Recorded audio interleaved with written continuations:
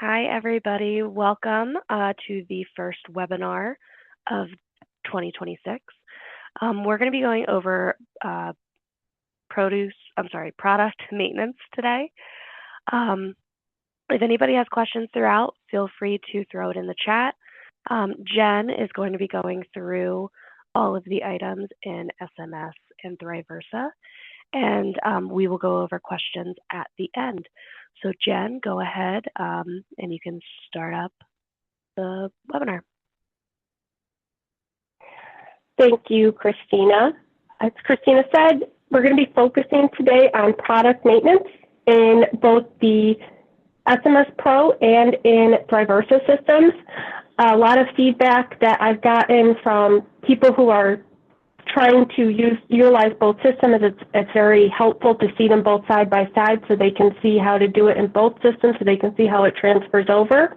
I'm also going to go over, as well as basic maintenance, tools that are available to help you maintain the database integrity.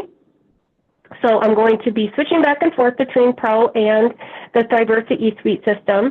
So I will explain as I'm going back and forth, try to keep it in little parts that I'm doing product maintenance in both, and then I'll go back and do the validity checks in both.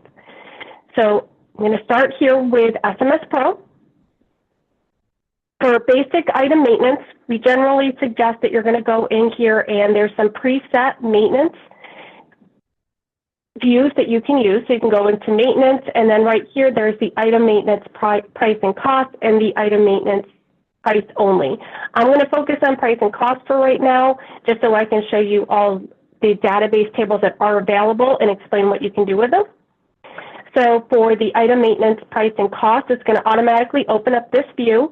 So I'm going to have all of the core tables that are required for item maintenance. Main item table, POS table, the price table, and the cost table. In order to sell an item, at the front-end registers, you must have a main item table, a point of sale table, and a price table. The cost table is not mandatory for this. If you are planning on doing inventory or if you're planning on doing receiving, you do need a cost table. So you do not need it to sell, but you do need it if you're going to be managing your inventory and managing your receiving in the back. Some basic things that will help you to do your product maintenance. So first off, to add a new item, it's something that we do get pretty commonly. You always want to, you're going to enter in a new item code up here. So I'm just going to go ahead and enter in an item code. This is one way to create a new item. It will ask you if you want to add the UPC. You can then do a few choices here. You can fill all tables, fill main item, fill all targets, blank all tables, blank main item, cancel. So cancel will obviously stop this. If you say fill all tables and there had been an item open behind here when I started it, if you're copying in an item, you could hit fill all tables and it would populate with the item. If it doesn't, it's obviously just going to be blank because I don't have an item behind here. So you're going to want to give it a descriptor. The descriptor in the main item table is a descriptor that you're just going to use in the back. This can be something different than what they'll see on the register. If there's more information or less information you need that when you're running reports or you're wanting to look at the item, you can go ahead and do that right here. So we're just going to call it test item for right now. You have the ability to put in a brand. You also have the ability to put in a size up here. And then there's different ways that you can group together your items. So category, family code, and report code are all different tables that you can link to the item. Not necessary, but they're there if you would like, that you can group together the item. This way, if you have a category of, say, like organic foods, or you have a category of fruits and veggies, and you want to group together all those items outside of a subdepartment link, you can go ahead and add those here. It gives you the ability to do multiple right here. So you can have a category and a different family code and a different report code for these items. If you go down to the POS table, this is a very common complaint that we get, is that somebody will be creating a new item and they come down here and they can't type into the POS descriptor. You have to add the table to the item. So right here you would just click the plus button to add if you want to copy the information from the current item. I don't have a current item, so it doesn't matter if I hit yes or no. But if I did have an item that was previously up here, I could hit yes, it would pull that item in here. I'm just going to hit no. And this is the descriptor that you're going to see on the point of sale at the front end register. everything, if you're looking at the POS table, this is where you can really have that ability to define what you want it to behave like at the point of sale. So if you want to make it easy for yourself, you can just double click in this field. It will bring it down from the descriptor. It will also pull if you have a size. So just to say, we type in a size like 12.5 ounces, it will actually combine those and add that onto the back as well. So this is what's going to show up on the point of sale. You can also manually type something different in here. Over here is your subdepartment. This is an essential field. You must have a subdepartment on the item. It must be a valid subdepartment in order for it to sell. If you're unsure of your subdepartment numbers, you see the question mark that shows up by the cursor. You can actually double click in that field and it will pull up your subdepartment table, so you can then choose the right subdepartment, and that will populate in here. All the other fields are different controls about the point of sale. So I'm not going to go over all of them, but just to give a basic overview, if you have a bottle deposit, you live in a state that needs a bottle deposit, that's here. If it's a food stamp item or FSA eligible, which item is now controlled by the state, so that actually comes down in a download, so that doesn't really do anything right there. You can flag it not for sale if there's something going on. With the item, if you need to have a restrictor, so it has to be 21, like alcohol, you would put the client age. The cashier has to be a certain age, you would put that in here. If it's scalable, it needs to be weighed. Taxability, if it needs to be taxed. Forced quantity, forced price, you want that to force the cashier when they scan the item to put the quantity. These are all different things that you would have at the point of sale, that you want it to behave at the point of sale. Follow subdepartment is a very common one that we see people use, so that will follow all the flagging that is on the subdepartment. Over here is the next important one is the price table, which is obviously the price of the item. So again, this is another thing. If you start typing in here, it's a brand new item. It may not be added to the item, so I can't type in there, so you have to hit the plus button. Again, you'll get the prompt to copy the item information if there was a previous item open.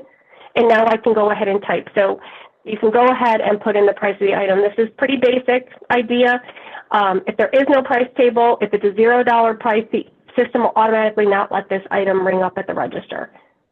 There's the ability to have 4 different prices for an item. So these are different ones that are date driven. So you can have a regular price. This is always going to be the fallback, the default price. TPR to temporary price reduction. So if you're having a long-term price reduction, you could put in a TPR and it's date driven. So you can have a start and end date. Sale price, same idea. So you could have a sale, like a weekly sale, and you could have a different price, and it's also date driven.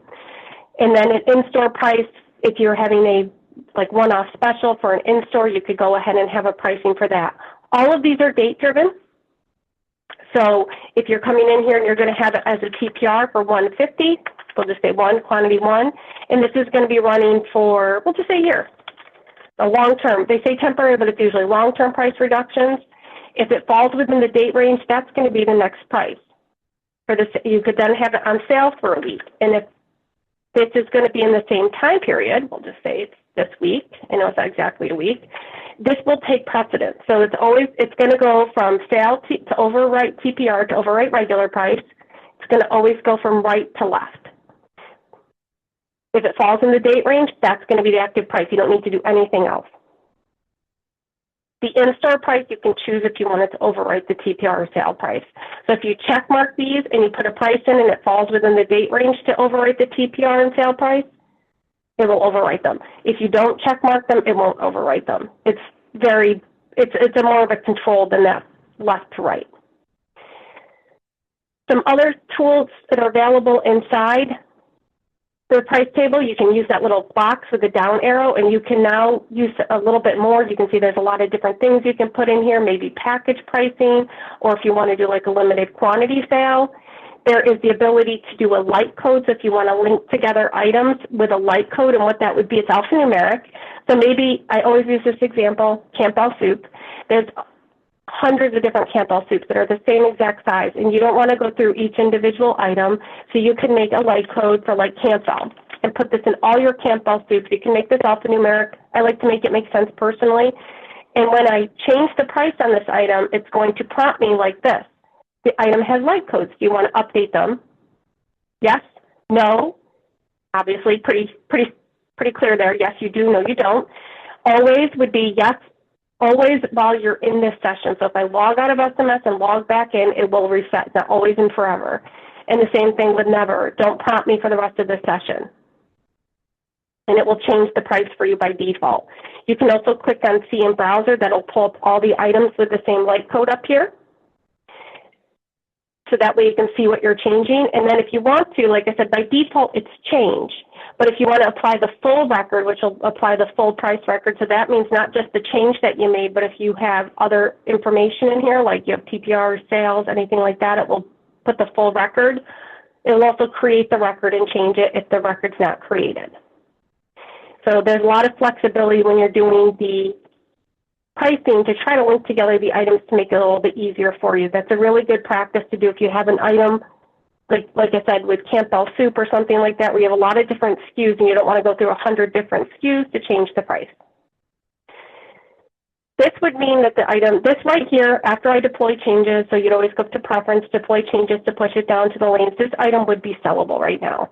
This is the bare minimum information you need to sell the item. So cost would be if you're trying to maintain, if you're wanting to maintain inventory or do receiving in the store or maintain a margin at the store, you would need to have a cost record tied to the item. So again, you would have to hit plus. It won't let you type to go ahead and add this in here. You would need to link it to a valid vendor. So I have vendors that I have set up in my system. I can go ahead and link it to a vendor. We'll just say, well, Adam's brand. And then you can give it a vendor code. It does not need that. The unit of measure right here will be case by default. That's how you're receiving it in. If it is not case, you would want to change this. If you can receive it by weight, if you can receive it by case and unit, you would want to come in here and check mark, or I'm sorry, select the correct one that you can receive it by. A common issue that we see is that by default, with nothing in here, it assumes case. Okay, I don't need to put anything in here if I only receive this item by case. If, however, you need to receive it by unit in case, for example, what we see people happening is people come in here and put unit and think that means, oh, it could receive it by case by default, so now this is case and unit. As soon as you put something in here, it's overriding the default, so now I can only receive it by unit. So you'd want to do case and unit. So you'd want to do CU or you'd want to select both. So you want to come in here and select both. Same thing with weight. As soon as you put something in here, you can no longer receive it by case unless you add case to it. And then go ahead and put your base cost in here. We're just going to say it's very simple, 12 for $12. The only editable field you have here is the base cost and the case size. The unit cost is a calculated field. I know you can't see what I'm doing, but I'm trying to hit the backspace. I cannot edit this unit case field. It is a calculated field. The reason why is this has to be in balance. The base cost divided by the case is your unit cost. So they have to make it so this, if this didn't add up, if this didn't, not add up, but if this doesn't make logical sense in mathematics, it would throw off a lot of the calculations they do when they're doing your cost, when they're doing your unit cost, when they're doing your average cost, when you're looking at your margins, anything like that. This would just throw it completely out of whack. So that's how come it's like that. So then it would be base cost divided by case. This is a calculated field. So that's what you need to do. You can have multiple cost records. So if you can receive this from 2 different vendors, you can actually have more than one. You just hit plus. You can copy in the information of what's in the cost table right now or just make it blank. I'll just make it blank, and then you can just choose a different vendor. Maybe you can get this from your Dare Foods Unlimited as well. And it's $13 for 12 for the case, so it's a different unit price. So you can go ahead and have multiple vendors you can receive this from. You just need to flag one as your authorized vendor. So there's a check mark right there. You just want to flag that as authorized vendor, so that way if you're doing reporting on the cost, you're looking at what you want to base your margins off of, what you want to, if you're running reports, you need to have one flag as authorized vendor so that way it knows which one to base the calculations off of. Usually it's your main vendor, but it can be whichever one you would like it to be. So since we've gone over that in SMS, let me go ahead and I'm going to show you this in eSuite. Just one second to pull that up.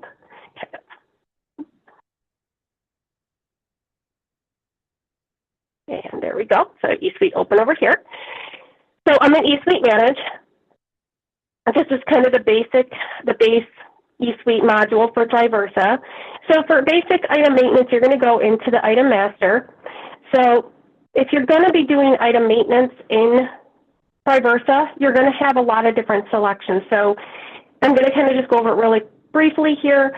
We just went over the different tables available in SMS Pro. When I looked at that, we had the price table, the POS table, and the main table, and the cost table. So if we're looking at this, I'm under items and I'm under master. I have items, prices, POS information, and cost. Same tables. And what this is doing is it's really giving you an easier way to view the items. If you're just working on pricing, if you're just working on cost, you can come in here and you can select which ones you're working on. So if you're just going to be looking at the cost of items, you can come into cost, and it will only bring up into the view the cost of the item. So that way, that's what you're focused on. You can show the price down here. So you can come down and you can check mark price. So that way it will show the price because maybe you're worried about margins, something like that. So you can check mark those, but your main focus is on the cost, and we'll give you all the selections available in the cost. Same thing if we're looking at pricing.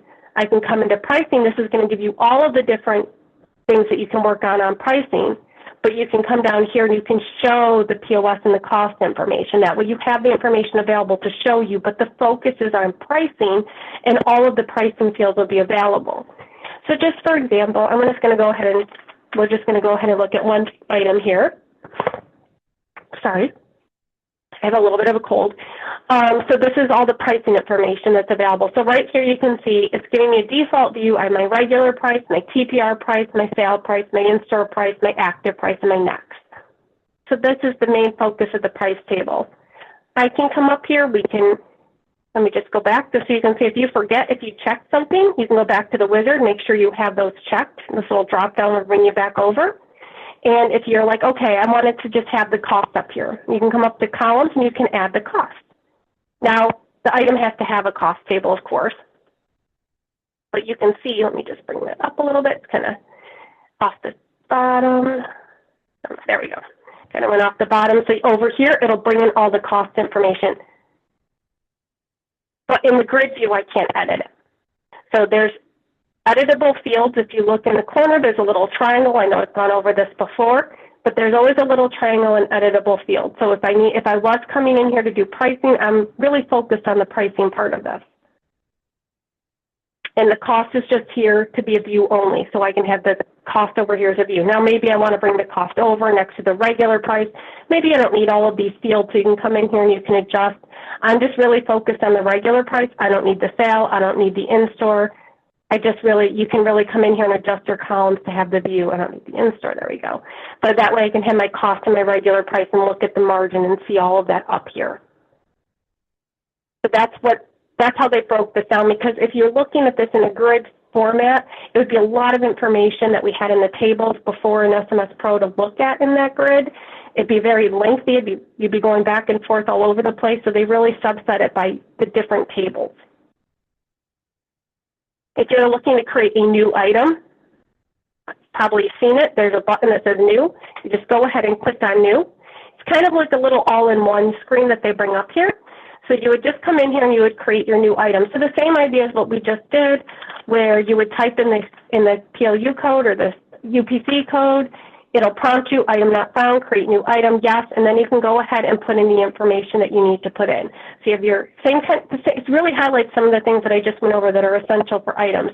Here's my expanded description, my category, if you want category, brand, and size. So you'll notice that this doesn't have all the selections. It doesn't have the family code, the report code. You can go back and edit that later. This is giving you the bare basics. So my POS descriptor, so like I said, this will be what shows up on the screen. You can hit the little light bulb. It will pull down the expanded description, so you don't have to put it in twice. Subdepartment, you can see these are starred. That's essential. You have to have a subdepartment. And then there's a few that they're just more commonly used, with the bottle link, the Terra link that they put in here. Again, not everything that we had available in the POS table, but some essential things. Some of the flags over here, it is checked to follow subdepartment by default. So if you have the flags on the subdepartment, they can just follow those. You can uncheck it And now you can flag it taxable 1, tax 2, 3, 4, forced price, food stamp item, scalable. And again, not all of them, but you can go back and edit the item later after you've created it. And then down here, we only have one pricing for you. We just have the retail price. You can do package price, and you can put a mix and match code in, and then the cost information. You don't have to have the cost information. You can delete it if you don't want to have it in here, but if you want to add it, you can add it while you're creating the new item. I did go over light codes. I'm going to go over mix and match codes here because it's a selection here. So light codes, which I went over, and it is available here. We just have to go in the pricing table, is if you have a item that you want to sell for mix and match. So maybe if you have an item that is 2 for $5, so $2.50, but you can combine any two to get that $5 price for the package price. It should have been in the package price, sorry. So we'll just say that regularly it is $2.75, sorry, for one. And you want to have it as a package price for 2 for $5. You don't want to have to make them purchase this item twice.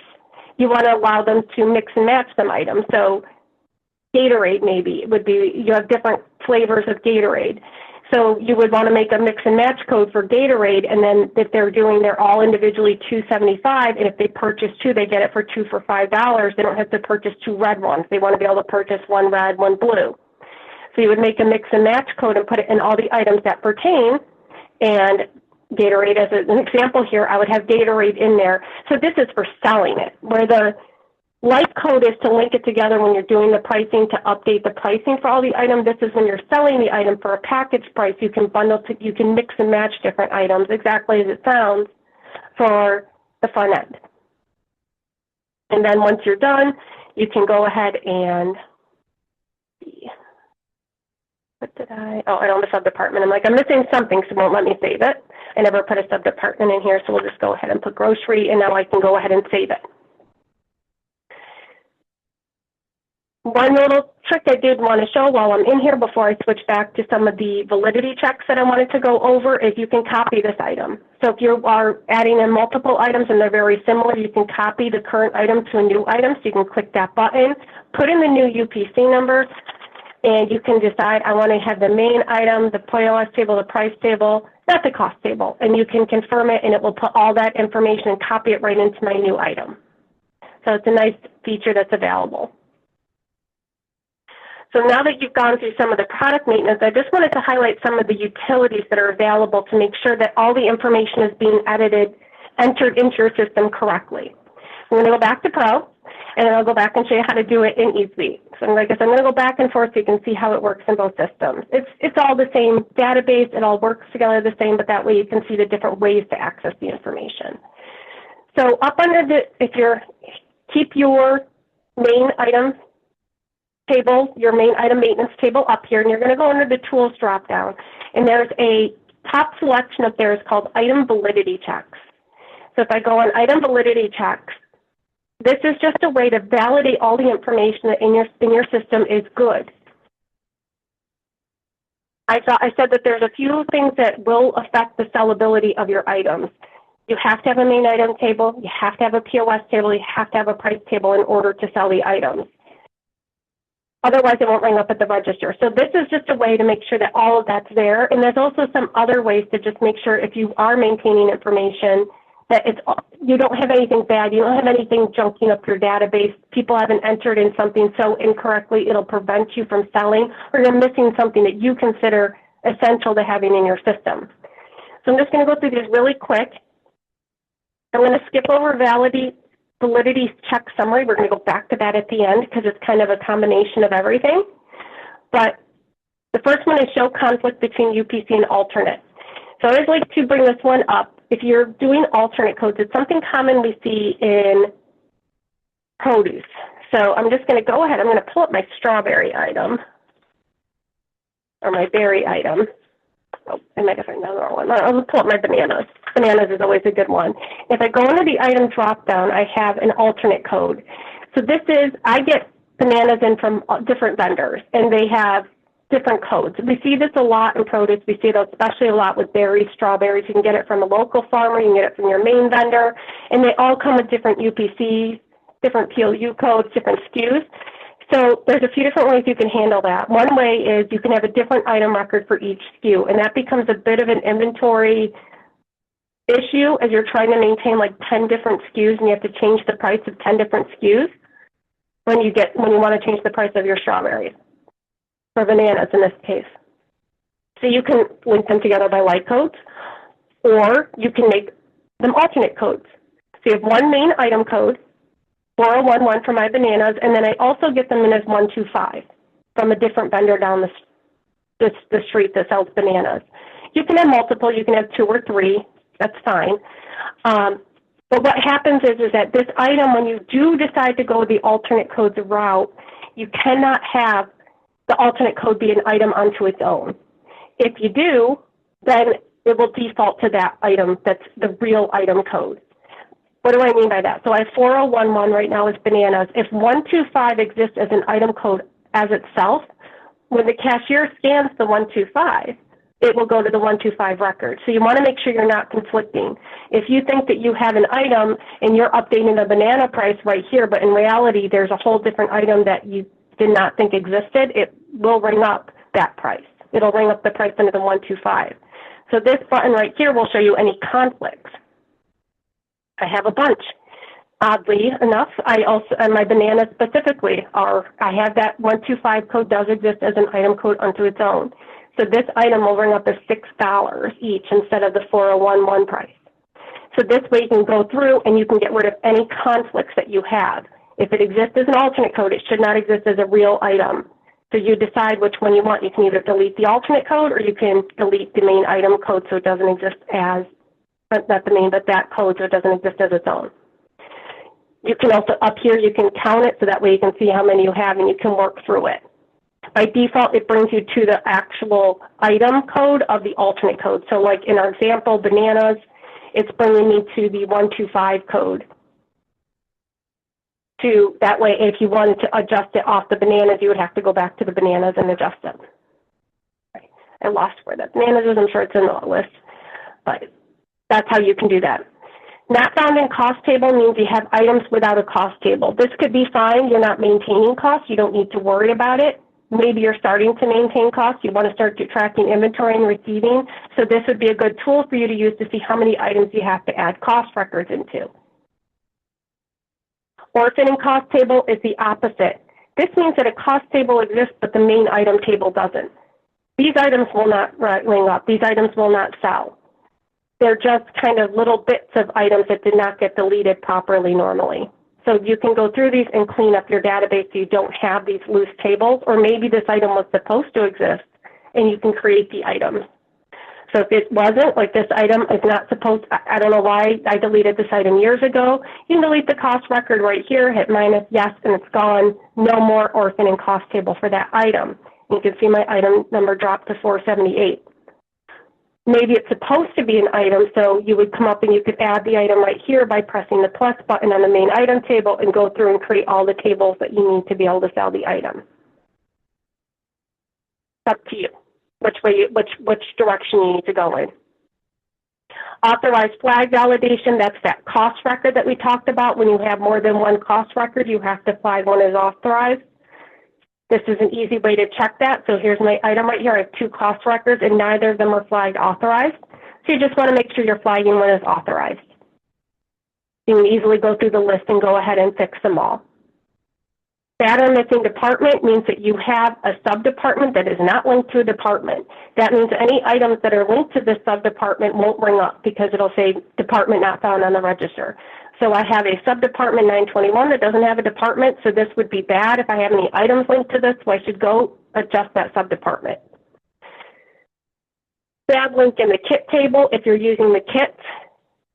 If you come up under the item drop-down with the kit and multiple, if you are bundling up together items like a gift basket and you're selling them all to track inventory, you might have an item that doesn't actually exist in your kit, so this will bring up if there's any items that were typed in incorrectly, and you can go ahead and fix them. Kit or split item with inventory. If you are ever using the kit or split item, you are not supposed to be tracking inventory on the kit item or on the split inventory item, so this is a way that you can pull up any and clean them up. Label on price event discrepancy. If the item price has changed and you haven't printed a label through the system, this will bring it up so that way you know. So you can see all my items pretty much are in here. I don't usually print labels in my lab. This is a good way to track if you are keeping on top of this. I would say that if people are updating prices, that they're printing labels to put on the shelf. Now, this is only tracking inside the SMS system. So if you're using ESLs, don't worry about this. It's updated automatically. If you're using a different tag system outside of SMS, you don't need to worry about this. But it's a good tool if you are using SMS to print your labels to make sure that the prices are being updated and then the labels being updated and sent out there.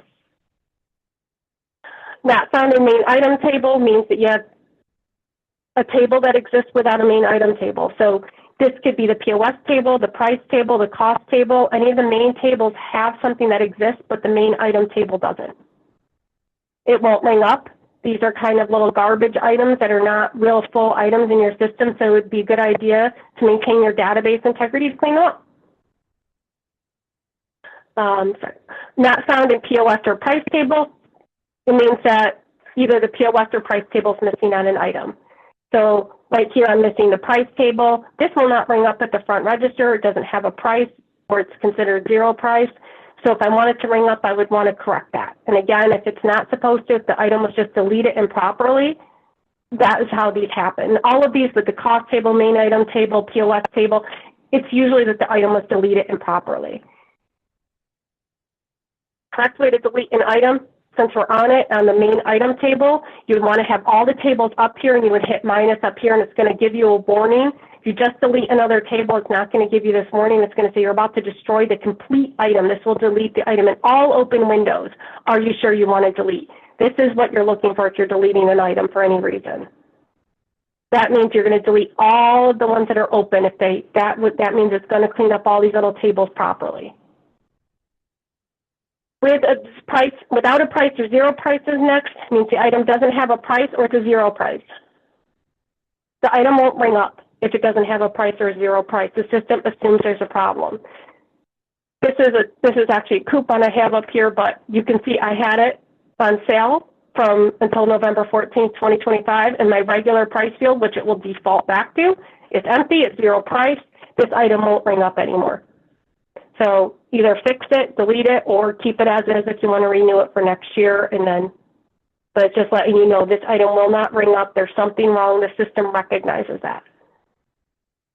These two are more informational if you have integrated scales. If you have scale items with no ingredients and scale items with no nutrition facts. So it's not going to stop anything from selling. It's not going to prevent anything from printing. It's just telling you that these items don't have ingredients. So you might want to check them. If you have integrated scales and you want to make sure all your items have ingredients, this is exactly where I would say to go. What it's telling you is that if you go up under your item drop-down with scale info, this text link is empty, that you don't have any ingredients linked to it. Same thing with the next one, which is NutriFacts. The NutriFacts is empty. If you're not using integrated scales, this really won't pertain to you, but if you are and you want to make sure you have all the ingredients, or at least all the items you want to have ingredients, you can go ahead and run this to double check. Bad or missing so that was no ingredients and no NutriFacts. So bad or missing subdepartments, have an item with no subdepartment, or it's a subdepartment that doesn't exist. That's an essential field for it to ring up at the front end. If it doesn't have a subdepartment link, you're going to want to fix that. So this is a good way to go through and make sure all of your items have a good proper subdepartment in them. Again, I said this before with the question mark, you can double click on there to go ahead and pull up your subdepartment table and go ahead and assign them. Invalid tear link, don't have any items, but you have a tear link that's supposed to subtract the weight at the front end. It's either linked to something that doesn't exist, so that way you're aware. Bad or missing vendor means that you have items with cost tables that are linked to, I said it has to be linked to a good valid vendor. These are not good valid vendors. They're bad, or they're missing one altogether. So you can go ahead and go through and correct them. Again, if you're wanting to start maintaining your cost records, your inventory, and all of your receiving. And then along with that is the many items with the same ordering code. So if you are tracking the vendor code right here, which is how the vendor refers to the item, and they may all be the same. That may be okay. Some vendors do use the same one for multiple items. Some vendors, you might have two different vendors that have the same ordering code for two different items. So this it's just more informational if you wanted to check that.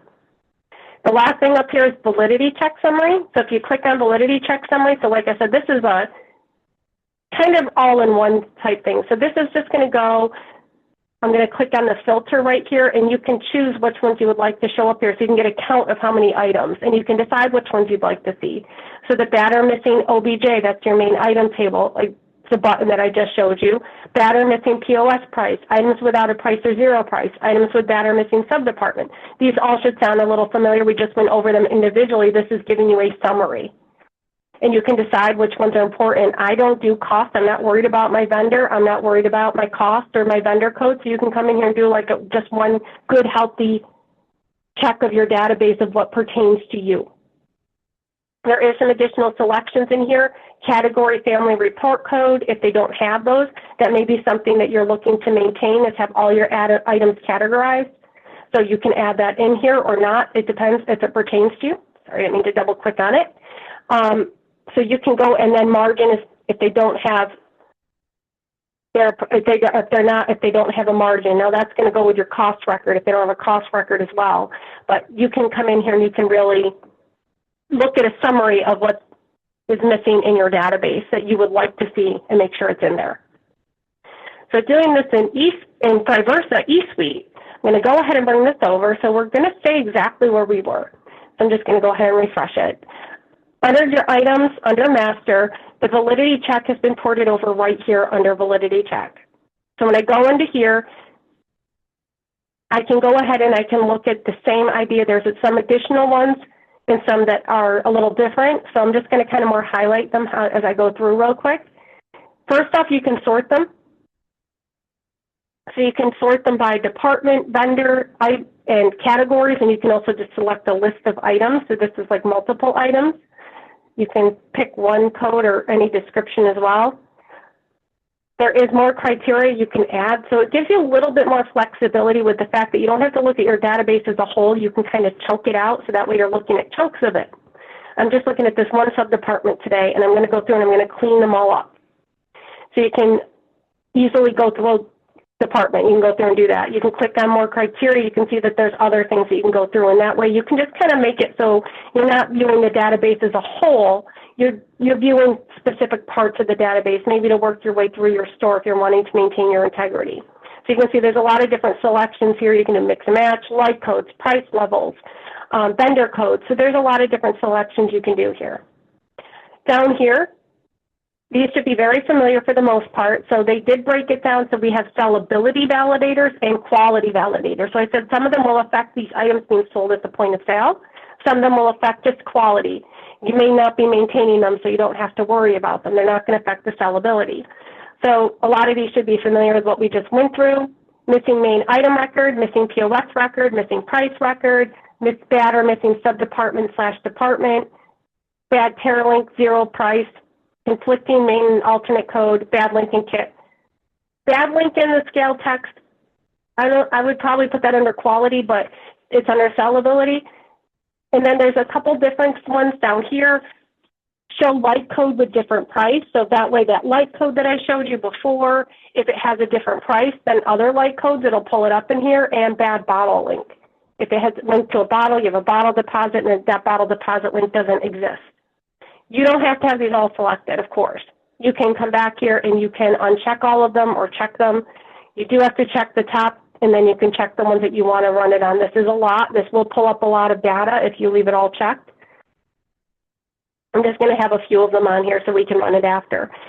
Quality validators, the same idea. You don't have to have them all checked. I'm just going to run through them. Most of these are pretty familiar, but there are some additional ones.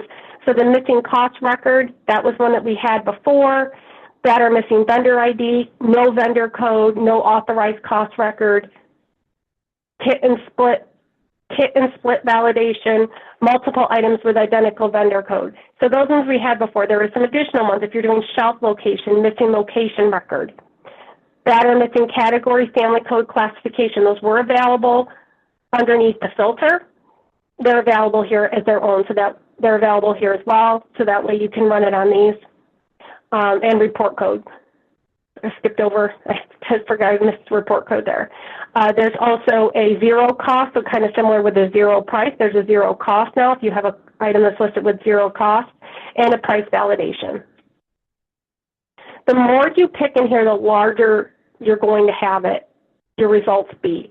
So, like, I don't maintain shelf location at all in my lab, so every single item is going to pop because I have missing location record.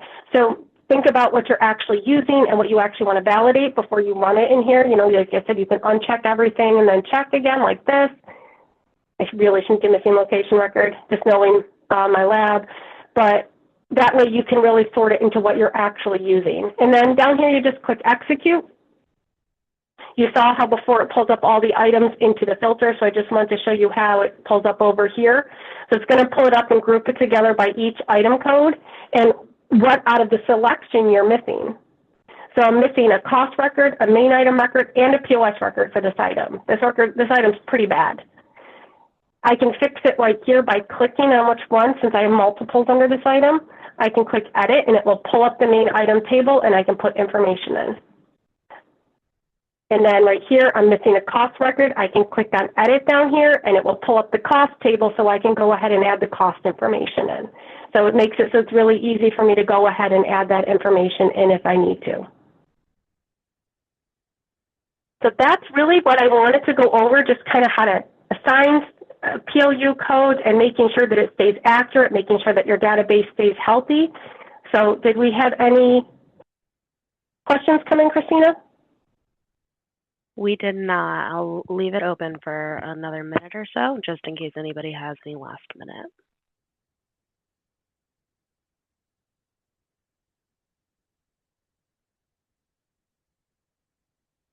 All right, it does not look like anything's coming in. So thank you, Jen, for that run through.